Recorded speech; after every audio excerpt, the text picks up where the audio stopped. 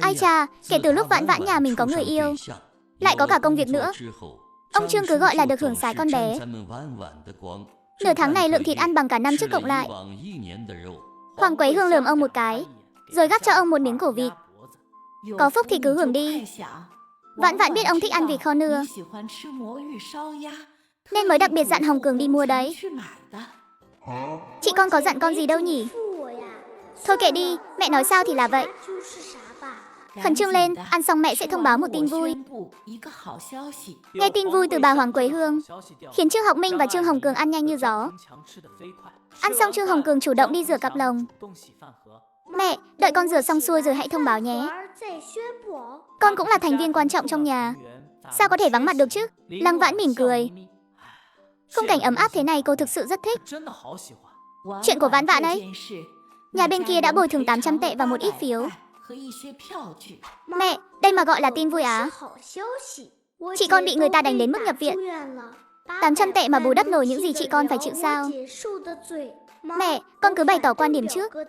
Con nhất quyết sẽ không tha thứ cho bọn họ đâu. Quay đầu con sẽ đi tháo van xe bọn nó. Con phải xử lý luôn cái yên xe đạp của chúng nó nữa. Chuyện của chị con mà cần con tha thứ chắc. Chuyện của chị cũng là chuyện của con. Sao con lại không có quyền không tha thứ chứ? Lăng Vãn vội nhét miếng táo vào miệng cậu. Em có quyền. Chị cũng đâu có tha thứ cho họ. Chỉ là tiền thì không thể không lấy. Nếu không thì quá hời cho họ rồi, đúng không? Không thể để họ hời như vậy được mẹ. Mẹ xem, giác ngộ của mẹ không cao bằng chị con rồi. Không ngoài dự đoán, Trương Hồng Cường cuối cùng vẫn bị đồng chí Hoàng Quế Hương tiện tay tét cho mấy phát. Nhưng mấy ngày nay ăn uống tầm bổ tốt, thằng bé đã có da có thịt hẳn. Đánh vào thế này hẳn ra. Tin vui là con rể đã giúp thuê một cái sân ở phía ngõ Quế Hoa, có thể trực tiếp dọn qua đó luôn. Lão Trương, chủ nhật này ông dẫn mấy đứa học trò sang phụ một tay. Chúng ta chuyển đồ đạc qua đó một chuyến là xong. Sao lại phí tiền thuê nhà thế hả? Nhà mình không phải vẫn còn chỗ ở sao? Tiền này phải để dành cho hai đứa nó chứ. Con phải sinh con đẻ cái nữa, nuôi con trẻ tốn kém lắm đấy. Không thuê nhà chẳng lẽ lại ở đó để thiên hạ đàm tiếu à? Chẳng phải đã chia gia sản rồi sao? Căn nhà đó có trả lại được không? Chú Trương à, không trả được đâu. Trả là lỗ nặng đấy. Anh ấy là sĩ quan quân đội, nếu không thuê nhà thì không nhận được phụ cấp nhà ở đâu. Giá thuê này so với thuê ngoài cục quản lý nhà đất thì rẻ được một nửa lận. Chú cứ yên tâm đi, thuê căn này chỉ có hời chứ không lỗ. Nhưng mà đừng có kể với ai, cứ bảo là do anh ấy sắp xếp hết. Mình không biết gì thêm là được. Trương Học Minh lập tức bị Lăng Vãn thuyết phục luôn. Vậy đó là tổ ấm của Vãn Vãn và Tiểu Hoắc rồi. Tôi dọn qua đó ở liệu có tiện không? Vãn Vãn ở một mình em không yên tâm. Em chắc chắn phải qua đó ở cùng con rồi. Nếu ông thấy ngại thì đừng đi. Trương Học Minh vội vàng lắc đầu. Ông ấy đời nào chịu xa vợ mình. Chúng ta cùng dọn qua đó. Căn nhà bên khu tập thể vẫn là của mình. Khi nào Tiểu Hoắc về thì mình lại về đó ở. Dĩ nhiên rồi, ông với Hồng Cường cũng phải thỉnh thoảng về đó ngủ. Chứ nếu lâu ngày không về, lỡ có người cậy khóa rồi chiếm luôn cái nhà thì sau này lại mệt mỏi ra. Lăng Vãn ở lại bệnh viện thêm 3 ngày. Dù sao cũng cần phải diễn cho xong kịch bản. Trong lúc đó, quan hệ giữa chị Cao với Lăng Vãn tiến triển thần tốc, cứ gọi là thăng cấp vèo vèo. Lúc Lăng Vãn cùng chị Cao đi làm thủ tục xuất viện thì bắt gặp Từ Huệ. Mặt mũi Từ Huệ đầy vết thương, đang được người ta đẩy đi kiểm tra bằng xe lăn. Cô ta bị làm sao thế nhỉ? Nghe đâu mấy hôm trước cãi nhau với người nhà, đêm hôm chạy ra ngoài nên bị người ta tác động vật lý. Cô ta không phải nữ chính sao? Hào quang nữ chính đâu mất rồi? Lẽ nào cái thân nữ phụ độc ác này lại đánh bay luôn hào quang nữ chính của cô ta rồi? Con cái con lứa đêm hôm khuya khoắt chạy ra ngoài, rốt cuộc là bị đánh hay là... Ai mà biết được chứ? Cô ta chỉ cho kiểm tra tay chân thôi, còn những chỗ khác thì nhất quyết không cho xem. Thôi đừng nói nữa, nhà cô ta có người làm quan đấy. Nhớ đâu truyền ra mấy chuyện không hay. Ba mẹ vô lý của cô ta chắc chắn sẽ tố cáo các chị tội vu khống Từ Huệ cho xem. Ba mẹ đó đúng là không phải dạng vừa đâu. Chị Cao à, chị nhất định đừng để bà ta bám lấy nhé. Không hiểu sao, Lăng Vãn luôn có một linh cảm không lành. Chị Cao, hôm nào em mời chị đi ăn nhé. Em về trước đây, chị nghỉ ngơi cho khỏe. Lãnh đạo phê duyệt cho em nghỉ ốm 3 ngày đấy. Mai là chủ nhật rồi. Chủ nhật không tính. Thứ năm em hãy đi làm lại. Yên tâm, không bị trừ lương chuyên cần đâu. Tuyệt quá chị Cao ơi. Chắc chắn là chị đã nói đỡ cho em rồi. Em cảm ơn chị nhé, chị em mình cả, khách sáo làm gì. Tiểu Lăng, em nghỉ ngơi cho tốt nhé. Quay lại khu tập thể nhà máy cơ khí. Hàng xóm vừa thấy cô là hỏi ngay, ui chà, Tiểu Lăng về rồi đấy à? Nghe nói cháu bị đánh đến chấn thương sọ não hả? Gì thế, bà cũng thèm bị chấn thương sọ não à? Hay là để cháu tác động cho thằng Đông nhà bà một phát thử xem. Cái con bé này, sao lại nói năng kiểu đó hả? Bà già, cháu đúng là bị chấn thương sọ não thật mà. Có phải bà muốn biết cảm giác đó như thế nào không? Phải đấy, nói cho bà nghe xem mùi vị nó ra sao. Nói không chừng cháu sẽ tác động bà một cái. Là một cái là bà biết ngay thôi mà. Lúc này, người bạn thân của Hoàng Quế Hương chen vào từ trong đám đông.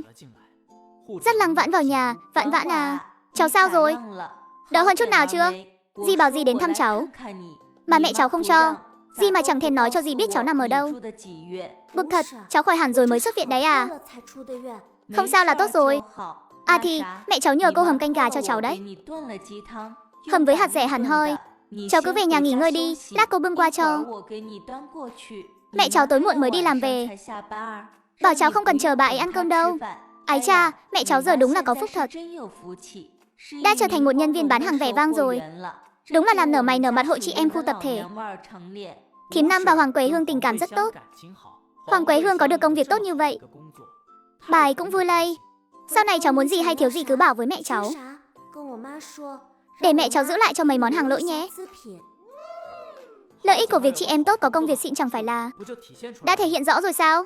Chờ đến ngày hôm sau, ba đồ đệ của Trương Học Minh đẩy 3 chiếc xe ba gác tới. Vợ chồng Trương Hồng Kỳ và Trương Hồng Binh đều ngây người. Không phải trừ bố vì bố là sao? Chuyển nhà chứ sao? Hai con mắt để làm cảnh à? Phụ một tay đi, hai cậu con trai bị coi như lao động khổ sai. Sau khi chuyển đến sân nhỏ, ai ngờ cổng viện lại bị chặn. Là Vương Kim Bảo, em trai của Vương Tố Phân, dẫn theo một đám người đứng chặn ngay cửa. Vương Kim Bảo thực sự không cam tâm nhường lại căn nhà. Nghĩ tới nghĩ lui liền dắt hội anh em đến cậy khóa. Nghĩ rằng chỉ cần mình dọn vào ở thì sẽ không ai dám đuổi hắn đi. Lúc nhà họ Trương đến nơi, bọn Vương Kim Bảo đã cậy tung ổ khóa cửa rồi. Đồng chí ơi, căn nhà này là phòng tân hôn của tôi. Nhìn cái trận thế này của cô, là định mang theo của hồi môn để gả cho tôi hả? Con bé này trông xinh đẹp phết. Dù sao tôi cũng chưa đăng ký, bên kia đến ít tiền là xong. Chị ta lương cao không sợ đâu, hi hi hi. Đồng chí à, em tên gì thế? Theo anh đi đăng ký kết hôn nhé. Đăng ký xong là căn nhà này có một nửa của em luôn. Lăng Vãn bước vào sân, nhếch môi cười với hắn một cái. Vương Kim Bảo lập tức nhũn cả người ra. Còn định giơ tay ra nắm lấy tay Lăng Vãn nữa chứ. Cứu mạng với. Sàm sỡ phụ nữ nè. Cướp đây, đột nhập cướp bóc nè. Ngay sau đó, Lăng Vãn bắt đầu đập bình nước loảng xoảng. Cả cái ca trắng men nữa. Tao là Vương Kim Bảo, các người cứ đợi đấy mà xem. Biết anh rể tao là ai không? Anh rể tao là chủ nhiệm từ Quảng Đông ở cục nhà đất đấy. Mọi người ra mà xem, thói quan liêu đang đàn áp nhân dân lao động đây này. Bà con cô bác ơi, hôm nay chúng dám ngang nhiên xông vào cướp nhà tôi, thì ngày mai chúng cũng sẽ cướp nhà các vị thôi. Hôm nay, chúng dám giở trò đồi bại với tôi giữa ban ngày ban mặt, thì sau này người gặp họa, rất có thể là chị em gái của các vị đấy.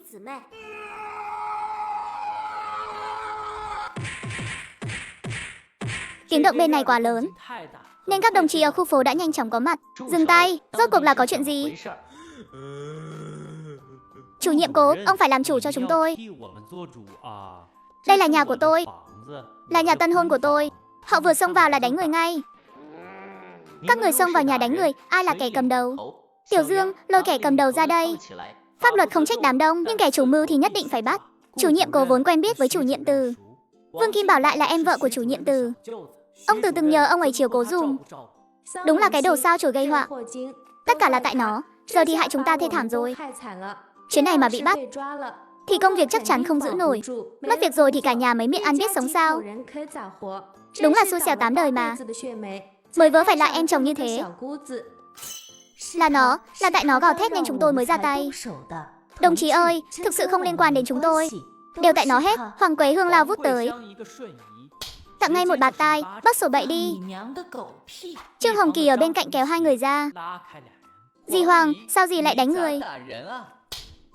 Chắc một cái tát bất ngờ của Trương Học Minh khiến Trương Hồng Kỳ ngây người ra.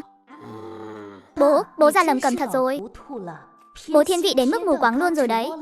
Vì một đứa phá gia chi tử, một đứa sao chổi mà bố đánh cả con trai ruột sao? Hành gì Trương cần muốn đoạn tuyệt với bố? Nó hại chúng ta ra nông nỗi này mà bố vẫn còn bênh. Hay bố muốn nó hại chúng con đắng xuất hết thì mới vừa lòng? Thằng cả, mày cũng muốn đoạn tuyệt với tao sao? Trương Hồng Kỳ mấp máy môi nhưng không dám nói gì. Trái tim của Trương Ái Dân hoàn toàn nguội lạnh rồi. Chị dâu cả chỉ là tính tình nóng này thôi. Khẩu xà tâm Phật mà. Lời chị ấy nói ba đừng để bụng nhé. Ông cũng chẳng phải hạng tốt lành gì đâu. Quế Hương, sao bà có thể nói năng như thế chứ? Hồng Binh nhà chúng tôi là có ý tốt. Với lại Lăng Vãn, bà thật sự nên quản giáo nó đi. Nếu không sau này, chẳng biết còn gây ra đại họa gì nữa đâu. Chúng tôi đều là muốn tốt cho Vãn Vãn thôi. Chiều quá là hại con đấy. Thấy gia đình này bắt đầu lục đục nội bộ. Vương Kim Bảo không chịu để yên, hắn gào khóc kêu đau, lần này không có dăm 700 hay 1.000 tệ. Hắn nhất quyết nằm vạ dưới đất không chịu dậy. Cố chủ nhiệm thiếu kiên nhẫn ngắt lời tranh cãi của nhà họ Trương. Im miệng, tôi hỏi mấy người, ai là kẻ khơi mào? Lăng Vãn ngăn Hoàng Quế Hương đang định lên tiếng. Cô nặn ra vài giọt nước mắt. Đã đến lúc trình diễn kỹ năng thực thụ rồi.